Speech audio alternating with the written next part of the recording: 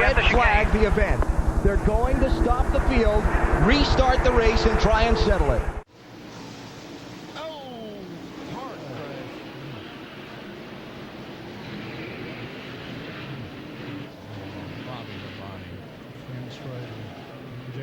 Jarrett was up there in 7th place.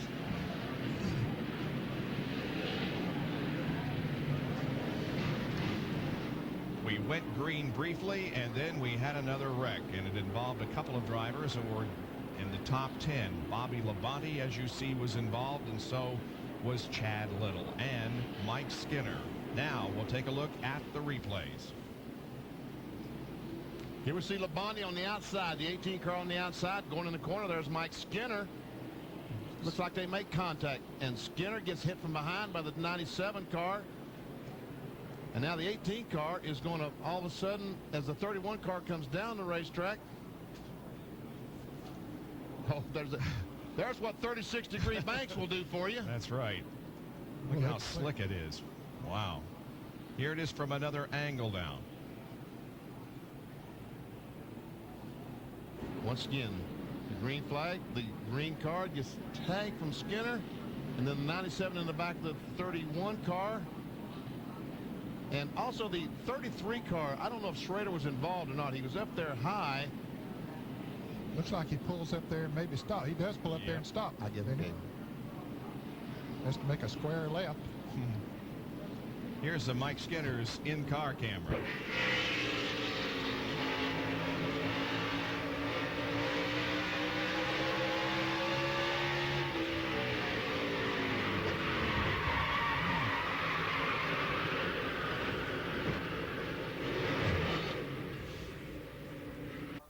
And you see on the board there, red flag. There's a lot of debris up there, and there's only 50 laps to go. If it would take 10 or 15 laps under the caution flag, so NASCAR not trying to take the green flag of racing away from the fans, said throw the red, let's clean this mess up, and then we'll run our 50 laps. Trouble here in turn 1. 4 cars go slamming to the wall, and 4 more pile up behind them, reminiscent of last year's lap 1 crash. Earnhardt's in it, Jeff Gordon's in it. Lots of race cars got banged up. There's Hut Strickland along with Earnhardt down on the track apron, pinned to the wall. John Andretti and Rick Mast climbing out. See Rick Mast coming out the right side of the car there. John Andretti now coming out of the car. He's undoing his radios. Likely fuel pump breakage on Andretti's car when that car slapped the wall. Fire crews quickly on the scene. And just as in the inaugural, this racetrack takes its toll at lap 1. Darrell Waltrip comes to the pit road, and that cheer you hear from some of the crowd is because Jeff Gordon's car is torn up and coming to a halt on pit road. A lot of damage on his Chevrolet. The only 2-time winner this year, won last weekend to Bristol, Tennessee. You can see Earnhardt coming back for attention from his crew. He had a feeling that car would still run, and it does. He wants to get it back so they can fix it, work on it, and get him back out there. He knows it won't be competitive, but he wants to make laps, get points. Vinny, the crowd is going nuts. Lap 1 crash will take perhaps 9 cars out. Here's who we have involved. Kenny Wallace, Kevin LePage, Hut Strickland, Dale Earnhardt, Rick Mast, John Andretti, Ted Musgrave, Darrell Waltrip, and Jeff Gordon. Now Earnhardt is going behind the wall and back to the Winston Cup garage area where the team will meet him and try to get that car back out. If he can return to the racetrack, every position he gains going to be worth another 3 Winston Cup points. But they can't work on the cars right now, Mike. The red flag is out. Now they can assess the damage, get themselves prepared to go to work on it, but the race has been stopped. It's red flag now. They cannot work on the cars until the cars roll again. What happened going to turn 1? It's already happened. When they went in there, looked like a couple of cars side by side, and once it started, it just became a chain reaction type of a deal. The first 2 cars up to the wall. There goes Kenny Wallace, and in the middle, John Andretti, Rick Mast. That's Kevin LePage there in the 91. He was also in the very start of this accident. And let's show you the view from Dale Earnhardt's roof cam. You can see Darrell Waltrip getting the back of Hut Strickland. Earnhardt hit his own race car. Hit Darrell Waltrip. Couldn't help it, of course. From Randy LaJoy, trying to sneak through.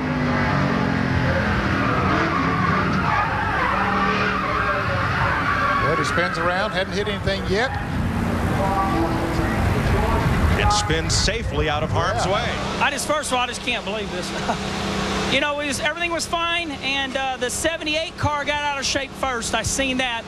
I dove clear to the bottom of the apron, and then somebody red, as you can see here, drove all up over me. And then the car's really just got artificial damage here, but they won't let us work on the car because it's under red condition. I don't know, you know, I'll let everybody else talk about the racetrack, but I can't believe it. The Busch guys ran great all day yesterday. We can't even make it one lap. Oh, and Earnhardt gets hurt. Elliott hard in the wall. Major crash here on the front stretch. A car upside down. That's Bill Elliott.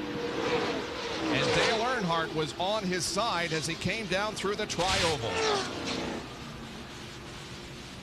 A major crash here at the tri-ovals. Car still. We see a wheel rolling across the racetrack. Knocked the wheel off somebody's car. There's Elliott. Ward Burton gets in the side of Earnhardt. Just touches him.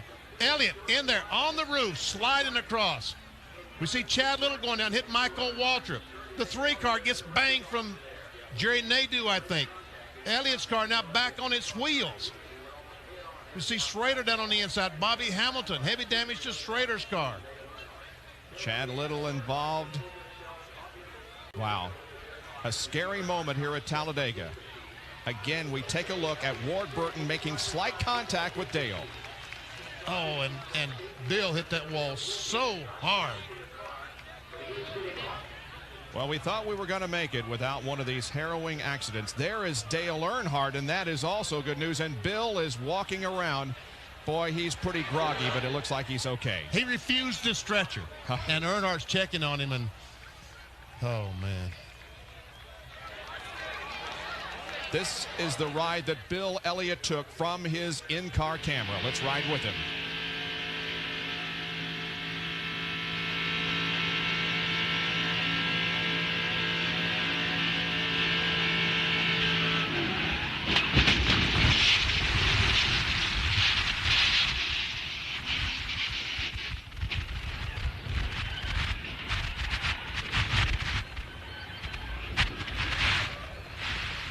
Okay. You all right? Yeah. Okay. Good shape. What happened, Dale? I don't know, somebody turned me from behind and turned Elliott. Just about the same thing happened to me, happened to Elliott as, you know, that happened to me in 96 here. So it was just a big wreck. The fire came off Elliott's car and singed my hair and burnt my mustache up a little bit. I had to grow some new ones. Okay. Obviously, a lot of close racing, Talladega. What was the day like up to that point? Good.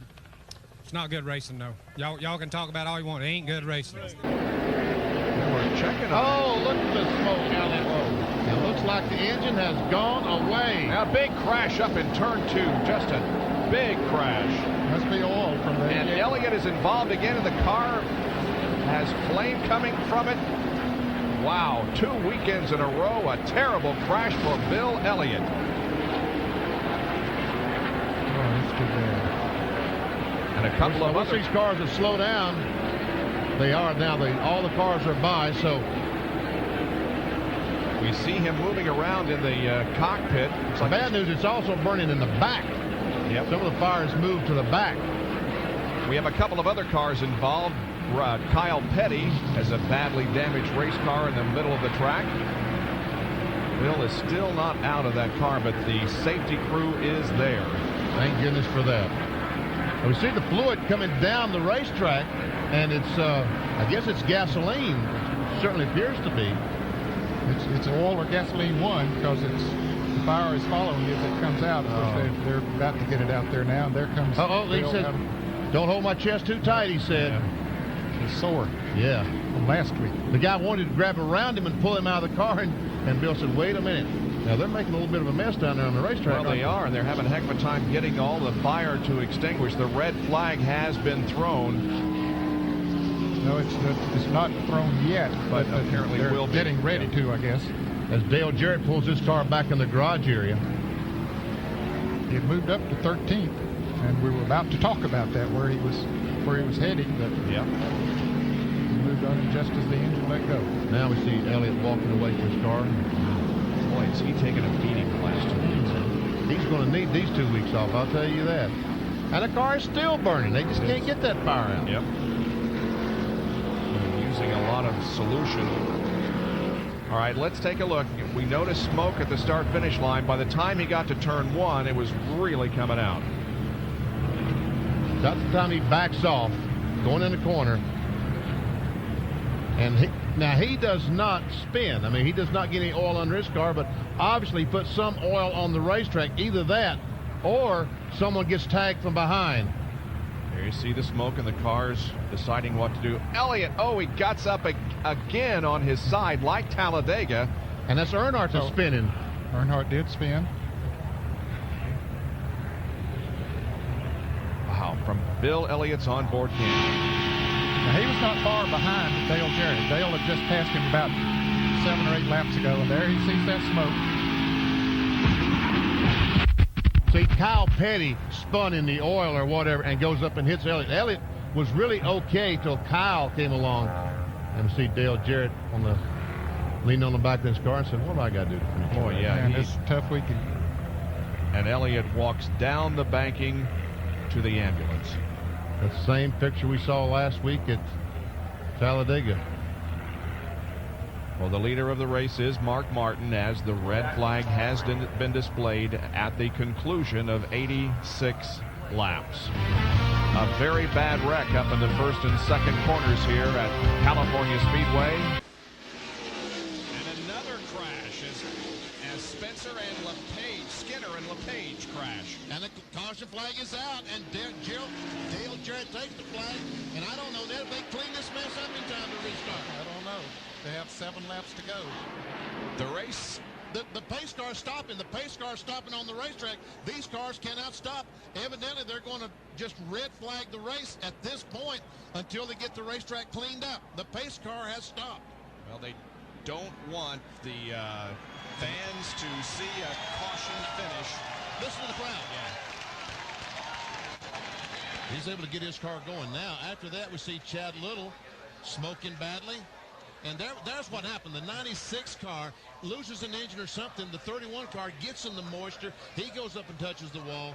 And that's why that they threw the red flag. There's going to be some serious... Look at all that track. Oh, yeah. All this line following, that is moisture coming out of the 96 car that Kevin LePage is driving. Either water or oil or something, but a lot of it dropping from the 97 machine. 96 machine. Now we are still under caution because the heavy cloud that has moved overhead the track has started dropping some precipitation. Not so much in that end of the racetrack, but down by turn number 3, it has started to rain, and they have got the jet blower out there, and they're going to try and stay atop. That's as you can see, what's overhead of us here. And we've had clear, sunshiny days the last 3 days up here. Temperatures in the 90s. Our crew always inventive, staying out of the rain, either that or, well, no, I'd better not say what I was going to say. I was looking at that Shutting cloud. up is the better part of discretion right there. I was looking at that cloud, Eli. It's slower than I am at 6 o'clock in the morning. I was just looking at it. It's not moving. But now the rain begins to fall on pit road also. The teams are putting the tarpaulins out to keep their pit stalls covered. So the weather guesser, unfortunately, coming up shy on this one. They promised a beautiful day. Well, there's always some beautiful things amongst the clouds. They're covering up the pits, and if you look in the background, you now know that we are 22 seconds into a red flag period. The rain has now dampened the 2.5-mile Pocono International Raceway.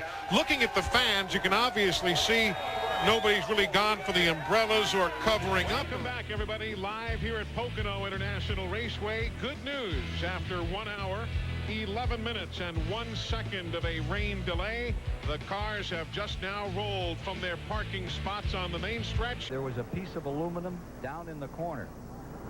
But we also have a little issue on the back straightaway. Yeah, there's water coming across the racetrack there, and they'll put the stay dry down right here, right in of this part there, you can see it's about a car length wide there. And they're now pulling the water over the top of the wall there. Take a look a moment ago, buddy, at what we saw. Those cars running down through this very area of the racetrack. Yeah, you can see that would be a little disconcerting at 190 miles an hour. Back with you live at lap 94, 141 miles complete, and the stop paddle has just been put up on pit road. Field has been brought onto pit road and halted because of the situation here on the back straightaway. Red flag condition here in the 39th running of the UAW-GM 500 as they work on this problem with water running across the track right in the midst of the backstretch. Well, I just had a report that it might be a water main over behind the grandstand there, and it's leaking across the top of the wall there and running across the racetrack. Looks like they have it contained pretty well right now, though. Trying to get it dried up before they turn these cars loose again. A tough situation for the racetrack and just as tough for these drivers. Well, we got a plumber on Sunday afternoon that wants to show up at Charlotte Motor Speedway and turn off the water. Don't start that. There'll be 400 plumbers on the phone immediately.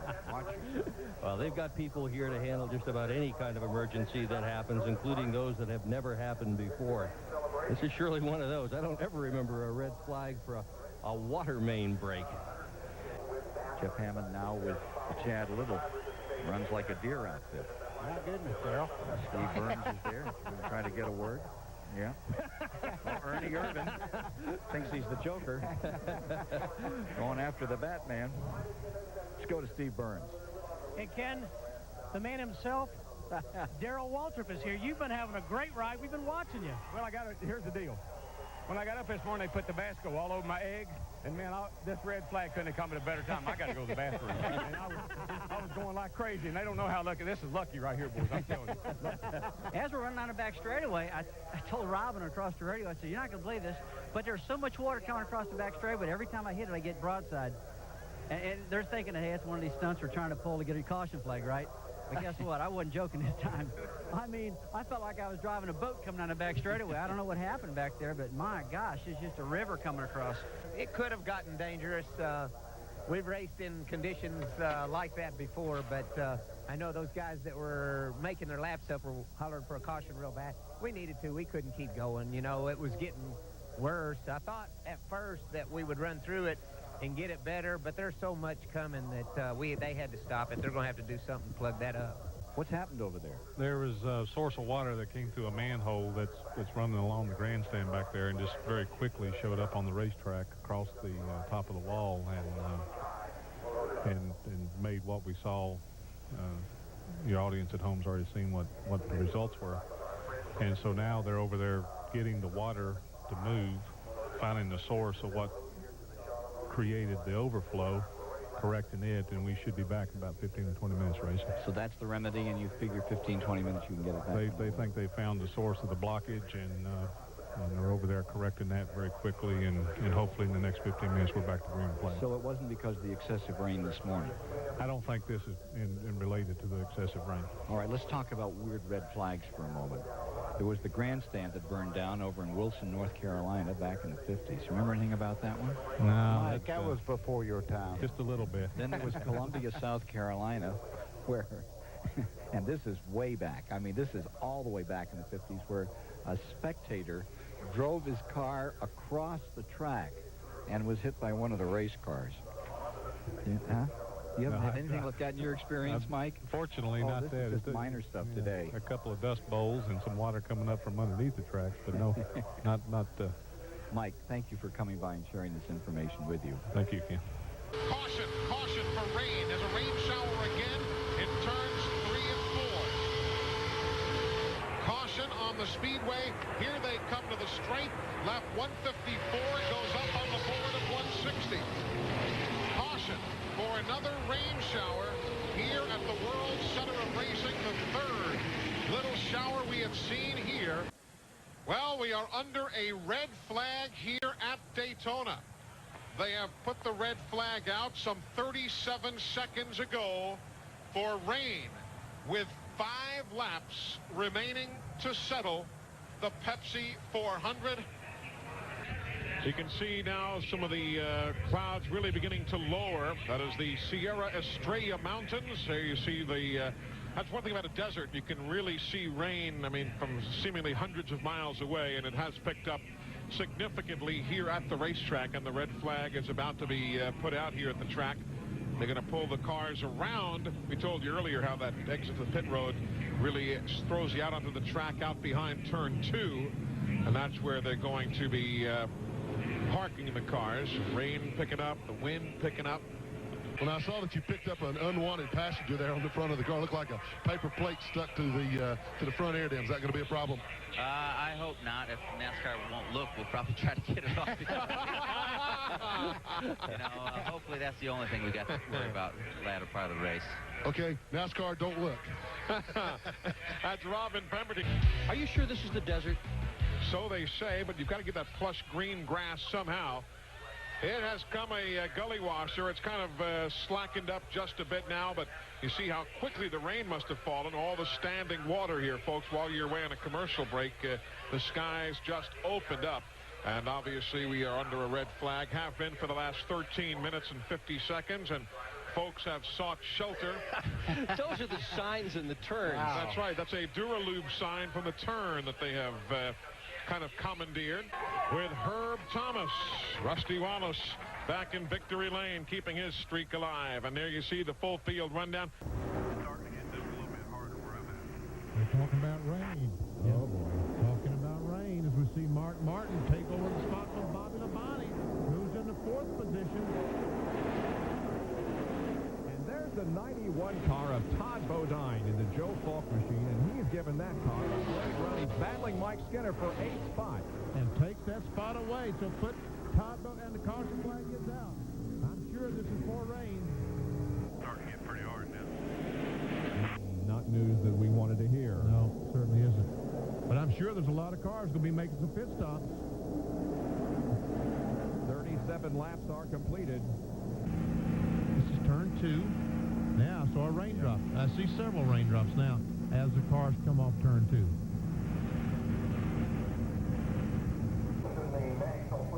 So the cars are now coming down pit road and stopping as we wait this little shower out. There were 4 cars that did not pit. John Andretti, Dave Marcus, David Green, and Brett Bodine. We see the cars putting the tarps on pit road to ensure that their pit box will be dry when this race goes back to green flag. Cover the cars up. Try to keep them as dry as possible. Mike Skinner says, I think I'll get out. Again, we want to tell you that on ESPN2, stay with us because we are going to be here until the conclusion of this race.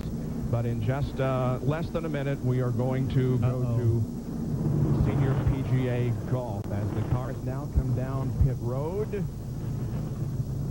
Don't know what this is all about, but light rain apparently is being reported once again. Boy, it has been one of those days here in Atlanta. So once again, the cars will come off the racetrack. The tarps are being put on pit road to keep the pit boxes dry, and the rain is upon us once again. That's the way it goes. Now to the Energizer Senior PGA Championship in Myrtle Beach, South Carolina.